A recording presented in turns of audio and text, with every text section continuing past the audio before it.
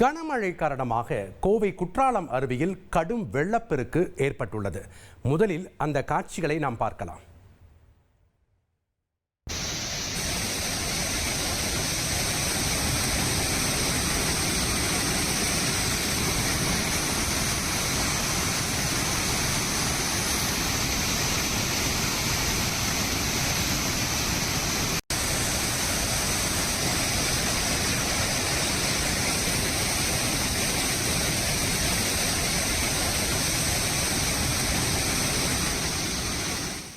கள விவரங்களை அறிந்து கொள்ளலாம். செய்தியாளர் கார்த்திக் இணைப்பில் இருக்கிறார். வணக்கம் கார்த்திக்.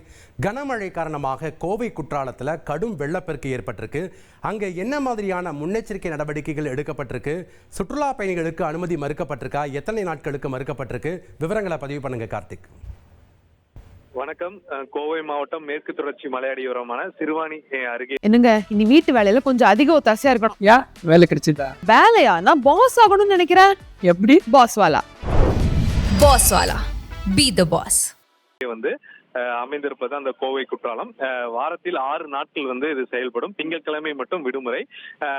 அப்போது வந்து பாத்தீங்கன்னா இன்றைய தினம் வந்து மழை வந்து அதிகரித்தனால அதுல வந்து அந்த குற்றாலத்துல வெள்ளப்பெருக்கு அருவியில வந்து ஏற்பட்டிருப்பதனால இன்று வந்து சுற்றுலா பயணிகளுக்கும் பொதுமக்களுக்கும் வந்து தடை விதித்திருக்காங்க. இந்த மழை வந்து நிச்சயமாக அடுத்த 3 நாட்களுக்கு தொடரும் என எதிர்பார்க்கப்படுகிறது. மாவட்டத்திற்கு ரெட் அலர்ட் எச்சரிக்கையும் கொடுக்கப்பட்டிருக்கு.